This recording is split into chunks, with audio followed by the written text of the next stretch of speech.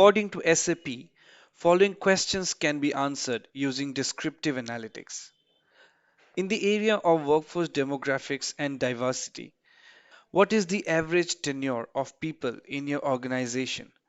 In the last 5 years, has it increased, decreased, or remained the same? In the area of workforce turnover and mobility, what is your average position tenure? What percentage of your workforce is promoted annually? What is the average time between promotions?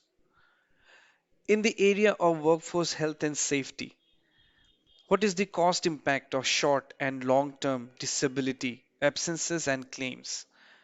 In the area of workforce relations and satisfaction, what percentage of your employees are fully engaged and are doing their best work at all times?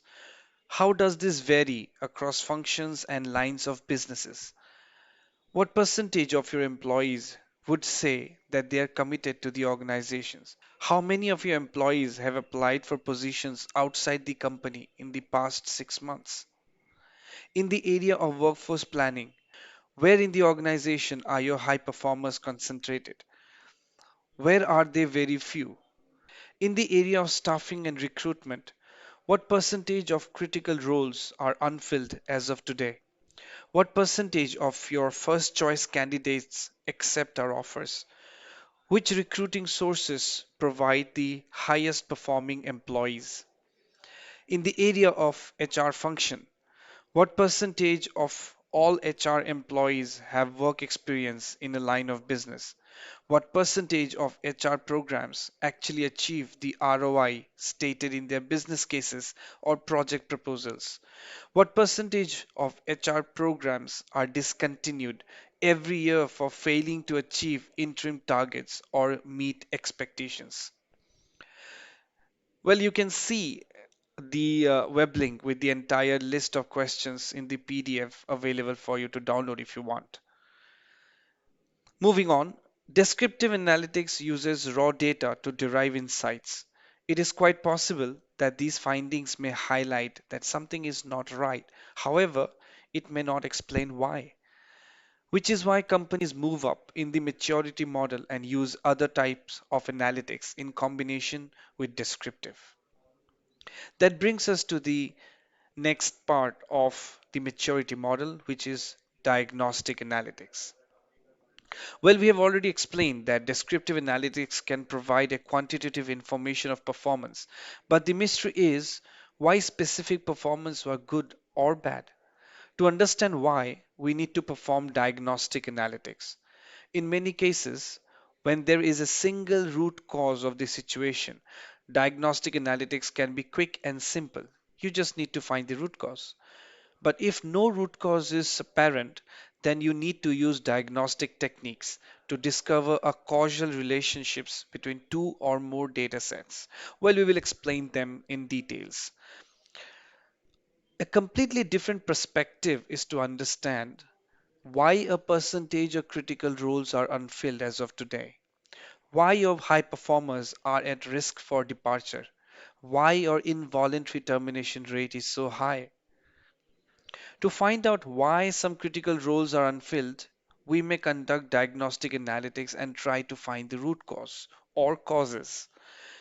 Diagnostic analytics may provide interesting insights, like, for example, the salary being offered for that particular position is much lesser than what other organizations are offering for the same profile with the same skill set.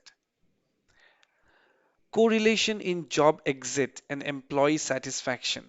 Salary, percent salary hike, and number of projects is very high, which tells us that a high performer can have a higher flight risk if the adequate salary as per market standards, salary hike, work environment, satisfaction, and projects are not given or provided. Diagnostic analytics gives us in-depth insights into a particular problem. It uncovers the cause of events as revealed by descriptive data. Good news is that if you know the cause, you know where to primarily focus and address the problems.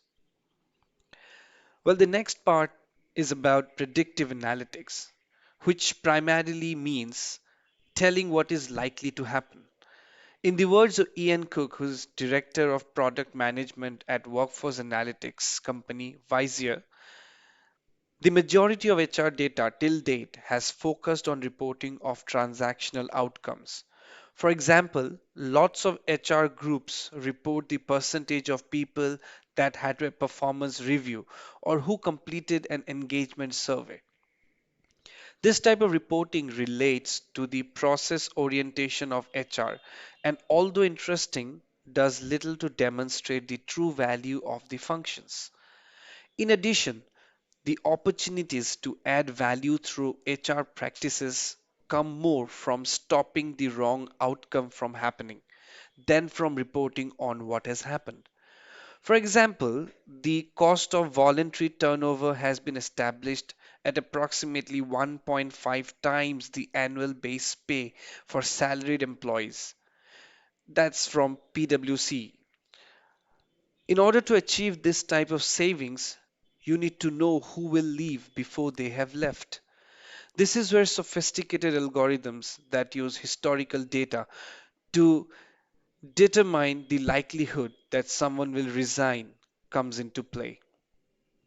There are a number of known actions that will prevent someone from leaving, like signing bonuses, formal agreements around career progression, and learning opportunities. However, the crucial part is knowing to whom you should offer these incentives. When it is possible to focus on the right population through powerful and validated statistical models, it leads to better outcomes for lower cost.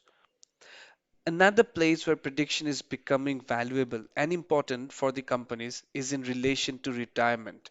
The pattern of behavior relating to retirement is changing with more and more people delaying retirement or shifting to contract or part time work than ever before. Prediction here is important as often the people retiring are in key roles or hold key relations and are critical for the business to ensure continuity of performance. However, it is also challenging to keep a potential successor waiting if the incumbent chooses not to retire at the time expected. Instead of using the old indicators of age and tenure to estimate retirement behavior, modern analytics technology applies algorithms that take into account many additional factors such as recent changes in role, pay levels, rates of change in pay, and incentive eligibility to refine the prediction of who will retire. This allows companies using this type of analytic approach to be more successful and effective in managing the retirement cycle and ensuring that key roles have a successor ready at the right time. This is just a small sample of the value that companies are realizing from their use of workforce analytics and planning. Predictive analytics focuses on what might happen in the future based on details of past events. If you know what's going to happen, you can prepare for it in advance. Much like if you know that it's going to rain tomorrow, you can pack an umbrella in your briefcase tonight.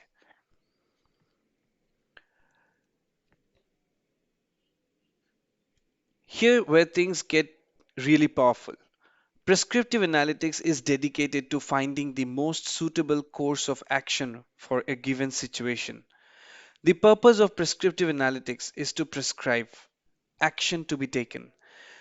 Prescriptive analytics attempts to qualify and quantify the effect of a decision before it's made. It's not only an attempt to predict what will happen, but why it will happen. Prescriptive analytics can be valuable when it comes to workforce planning and workforce management. Recruiters are using prescriptive analytics in trying to understand what an ideal candidate profile should look like. Based on data gathered from the top performers in each role, it becomes simpler to identify the types of candidates who will also thrive in those positions. From there, recruiters will know from which pools to source, such as within specific geographic regions, professional organizations, or schools. Another example can be if a company knows that they have a 27-year-old who has been employed for just over 2 years, Prescriptive analytics could be used to suggest the likelihood of that worker leaving within the next year or the likelihood of that person becoming a high performer in the future. The prescriptive analytics solutions could then notify the manager of these likelihoods and offer a series of predetermined actions based upon the employee's exact profile. Thus, the manager is presented with a data driven guidance to help him or her understand the most viable next step to retain and develop a possibly high potential employee.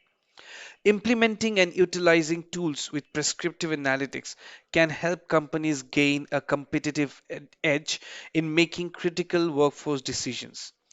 And prescriptive analytics also presents HR with a great avenue to move on from their traditional tactical role to provide the strategic guidance that organizations need in line with the total workforce management concept.